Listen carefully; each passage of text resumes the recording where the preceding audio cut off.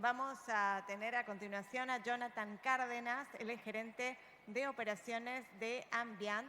Él va a hablar de las perspectivas y riesgos del clima para este 2025. Jonathan Cárdenas es ingeniero meteorólogo con estudios de maestría en meteorología aplicada por la Universidad Nacional Agraria La Molina. Cuenta con más de 20 años de experiencia como consultor en estudios climáticos, pronósticos del tiempo y clima aplicados a los distintos sectores productivos. También tiene una especialización en administración y gestión de proyectos, un diplomado en energías renovables y un diplomado en gestión de riesgos de desastres y cambio climático. Es miembro de la Sociedad Peruana de Ciencias Atmosféricas y tenemos el agrado de contar con él porque estamos hablando de diversos cultivos, pero el tema del tiempo para este 2025 también es fundamental y crucial. Vamos a recibir a Jonathan Cárdenas con un fuerte aplauso. Bienvenido.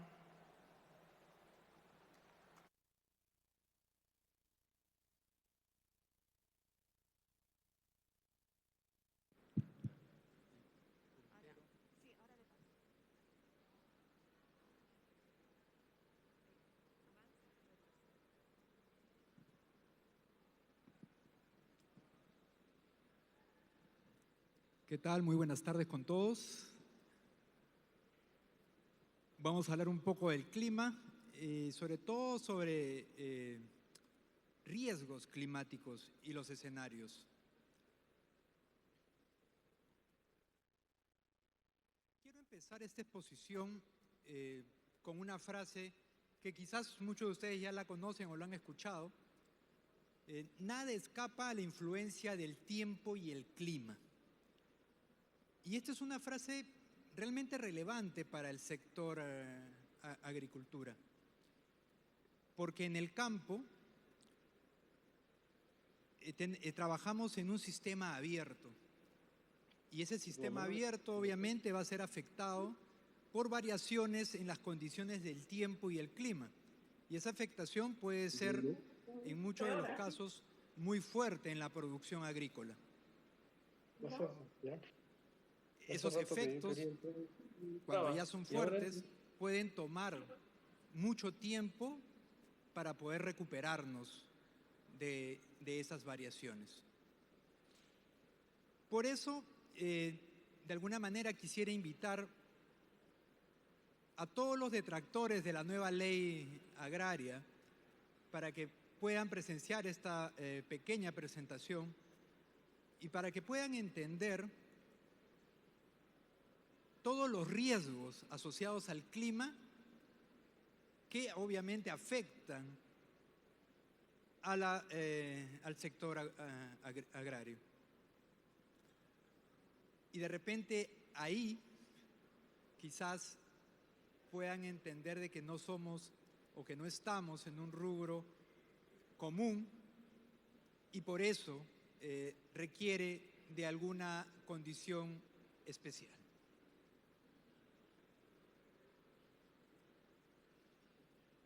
Creo que por aquí. Bueno, primero el calentamiento global y el cambio climático. Como todos saben, el planeta se está calentando. Eso ya no es una noticia nueva. Y ese calentamiento, que es, todos los estudios lo indican, es causado por nosotros mismos a partir de nuestras emisiones, está generando un cambio en el clima. Ya viene generando un cambio en el clima y lo estamos observando en los campos también.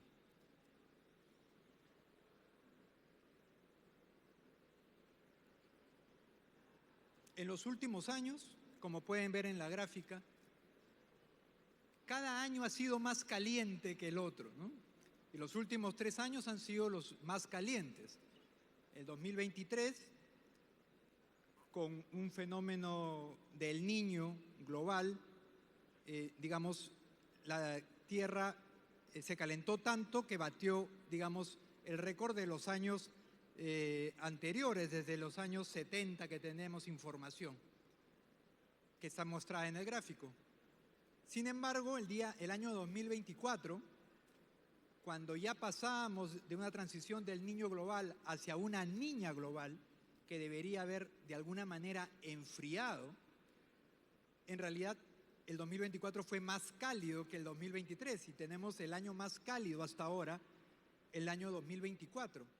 Entonces estamos viendo que ya ni siquiera estos fenómenos que generaban calentamientos cuando es un niño o enfriamientos cuando tenemos una niña han logrado, digamos, disminuir el efecto de lo que ocurrió en el 2024 y por eso batimos récord. Y este 2025 no es una excepción a la regla. Hemos empezado, digamos, ligeramente menos cálidos que el 2024, pero vamos camino a mantener una condición cálida en lo que resta del año. Y seguramente estaremos muy cercanos al valor alcanzado en el 2024. Entonces, ya no hay marcha atrás, estamos en valores nunca antes observados en el calentamiento del planeta, y ese calentamiento, mientras más exacerbado esté, va a generar cambios que van a ser seguramente más frecuentes, más intensos y menos predecibles. Para ejemplos tenemos varios, y aquí he traído algunos solamente para comentarlos, ¿no?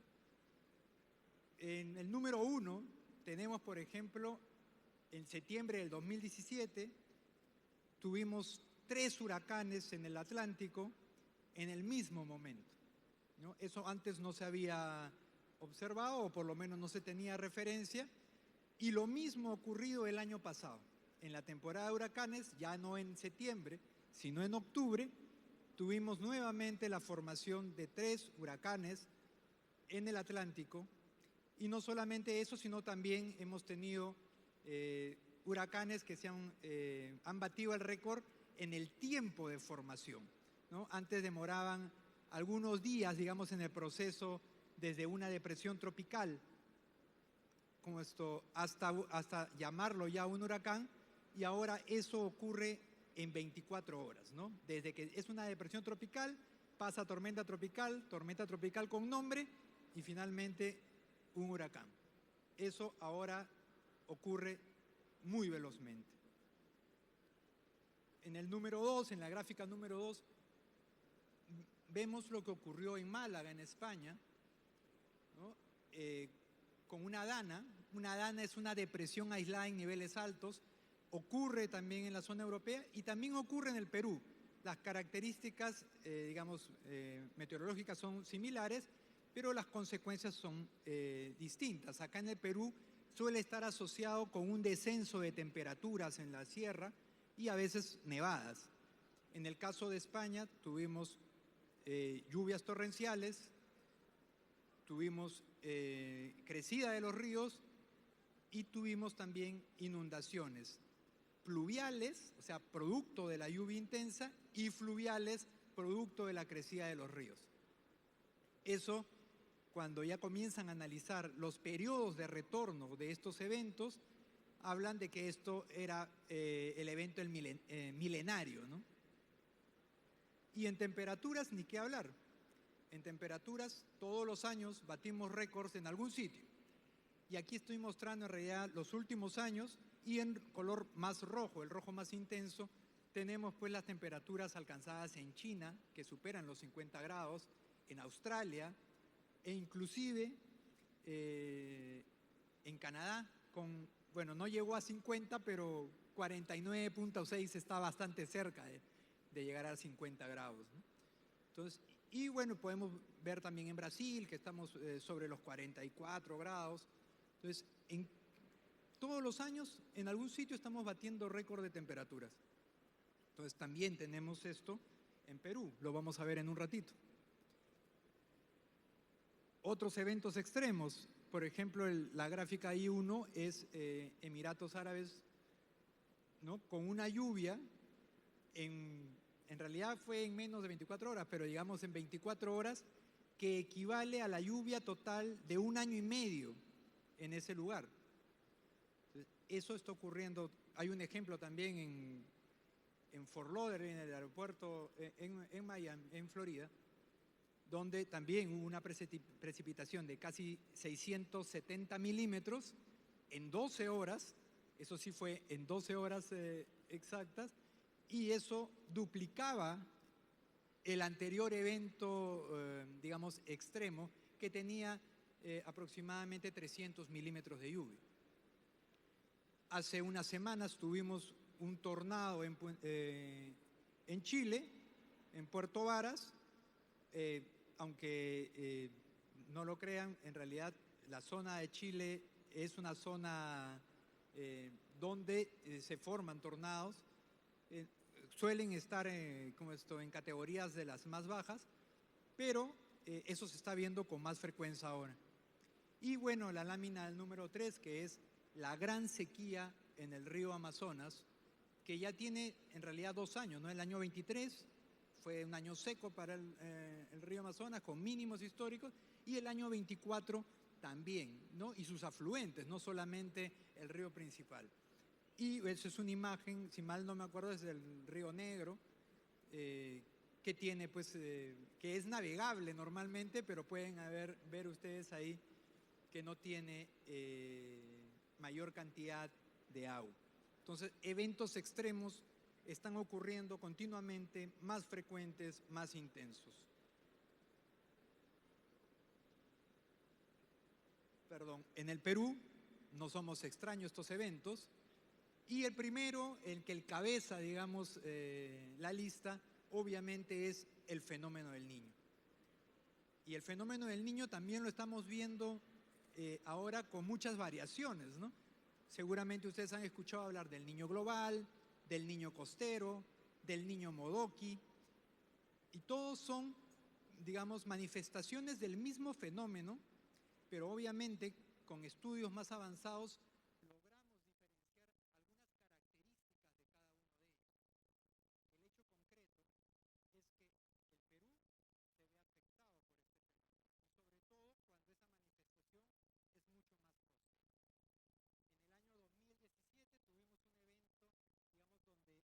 y sobre todo cuando esa manifestación es mucho más costera.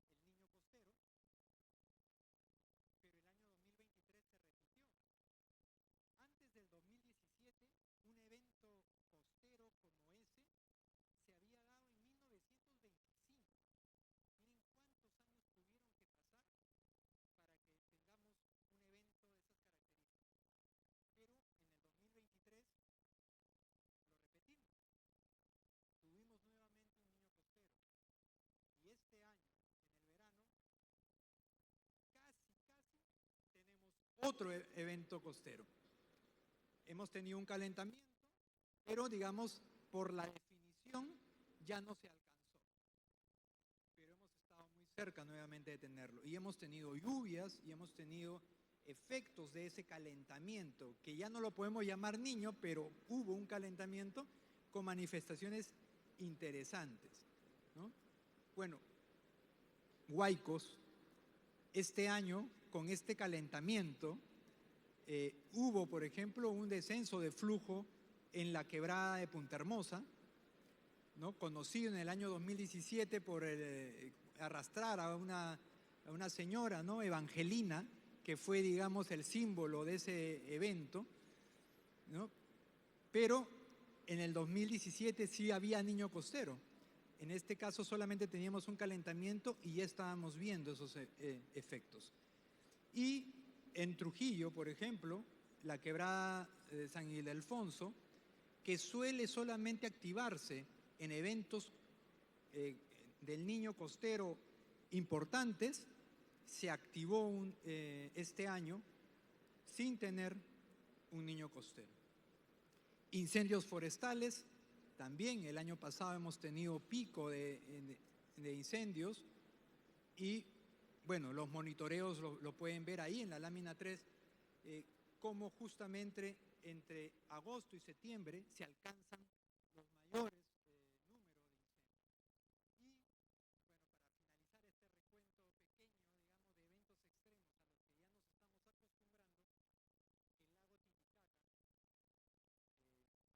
este recuento pequeño, digamos, de eventos extremos a los que ya nos estamos acostumbrando, el lago Titicaca ha sufrido o ha estado sufriendo una condición de sequía importante, que ha tenido en algunos sectores del lago hasta 2 metros por debajo del nivel normal de llenado del agua. Y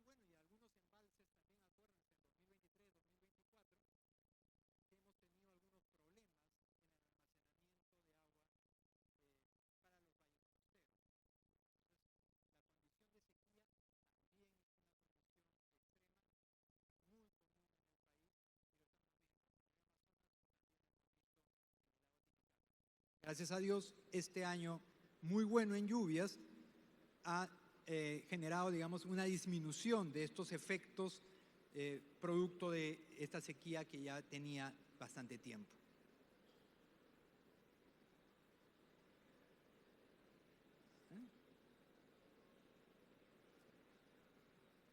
Otros eventos como las nevadas, los friajes, las heladas, también son eventos que caracterizan nuestras condiciones climáticas. Las inundaciones, justamente por crecida de los ríos, que se llevan los campos, como pueden ver en la figura 2, no sé si pueden observar, hay un punto rojo en la gráfica que está hacia el lado derecho para ustedes. Y ese mismo punto se encuentra en la siguiente figura, donde el río, al crecer, se ha llevado los campos de cultivo. Eso es una, digamos, de los efectos de estos eventos que está expuesta, obviamente, la agricultura en el país. Y en la parte de abajo vemos vientos huracanados en la selva. Aunque es difícil de detectarlos porque nuestras selvas, sobre todo en las áreas más extensas, no está poblada, pero las imágenes satelitales nos permiten visualizar lo que ustedes están viendo en esta figura, ¿no? Una selva completamente tupida y meses después, producto de estos vientos huracanados, seguramente asociado a tormentas importantes y, por qué no decirlo, de repente también a la formación de algunos pequeños tornados, ¿no? Tumba un área importante en hectáreas de árboles en plena selva. Y obviamente también es conocido por todos nosotros los vientos paracas, que también afectan, y bueno, y los vientos en general que pueden afectar a los diferentes cultivos.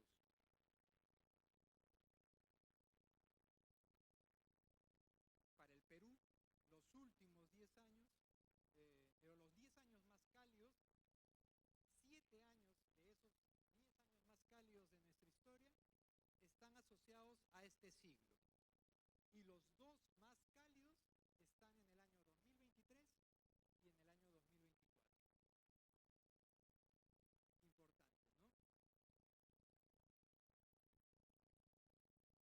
¿no? Y otro tema adicional, esta es una información recopilada, digamos, de la información de INDECI y el CENEPRED, que la recopila CEPLAN. Ustedes pueden ver la evolución de los eventos extremos, de lluvias, deslizamientos, derrumbes, heladas, inundaciones, huaicos, etc.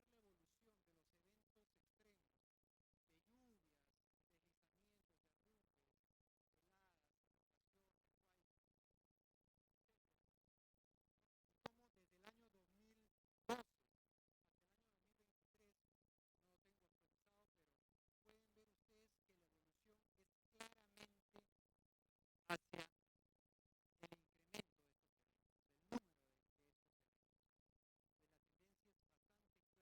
Seguramente el 2024 tendremos un poco menos, pero la tendencia es creciente y alarmante a la vez. Es importante porque estoy presentando todo lo que estamos viendo aquí, porque el sector tiene mucho riesgo y sobre todo riesgos climáticos, ¿no? Y estos riesgos climáticos, digamos, son una función entre los peligros, la exposición a estos peligros y la vulnerabilidad que tenemos. Para hablar de peligros, a ver,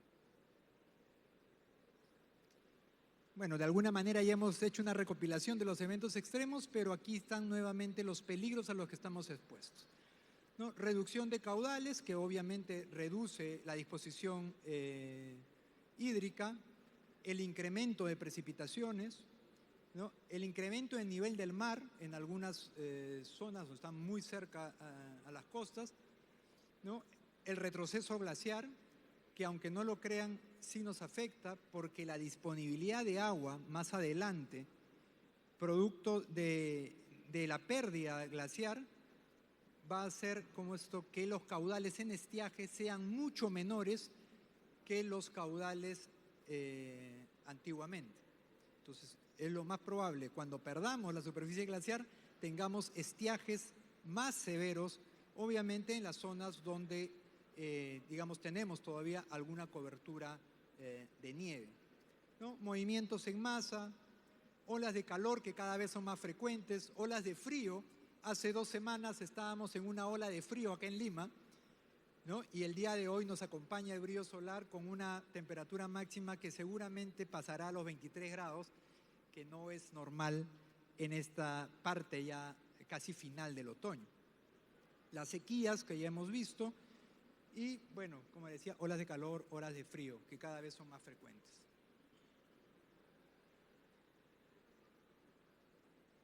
¿Qué tan expuesto estamos? Y acá solamente muestro unas imágenes del grado de exposición de algunas cosas, ¿no? Por ejemplo, el hecho de que estemos en quebradas, ¿no? Y que construyamos en estas quebradas, ¿no?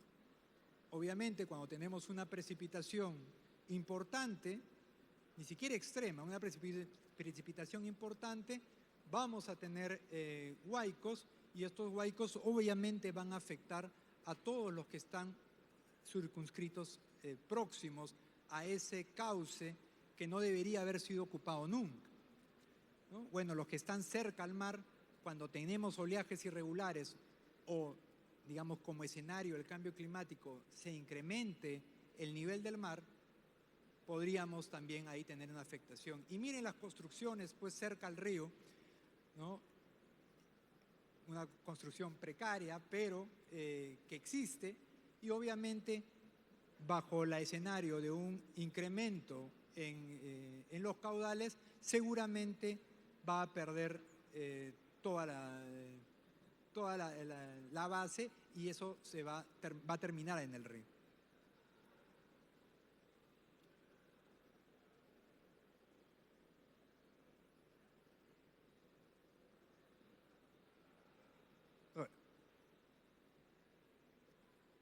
Acá un ejemplo también de exposición, ya específicamente del rubro agrícola. Muchos de los campos que se trabajan a nivel costero están en zonas de quebradas, ¿no? Y la podemos ver ahí en esta lámina. Y lo que ustedes ven en color más clarito, que está en el cauce de esta quebrada, es en realidad el flujo, un flujo antiguo que ha pasado por esta quebrada. Entonces, si bien es cierto, en la imagen ustedes pueden ver algunas obras, digamos, para mitigar la posible activación de esta quebrada, seguramente en el momento de hacer los cálculos de estas obras de derivación o estas obras, digamos, que te permiten utilizar el área de la manera más extensa, va a ser superado debido justamente a los efectos del cambio climático. ¿Y qué cosa va a pasar si son superadas esas dimensiones empleadas en estas obras, digamos, que protegen, digamos, la inversión? Seguramente será sobrepasada y seremos afectados, ¿no? Y podemos recorrer la costa y vamos a encontrar mucho de esto, ¿no? Entonces, estamos expuestos. Y como lo decía,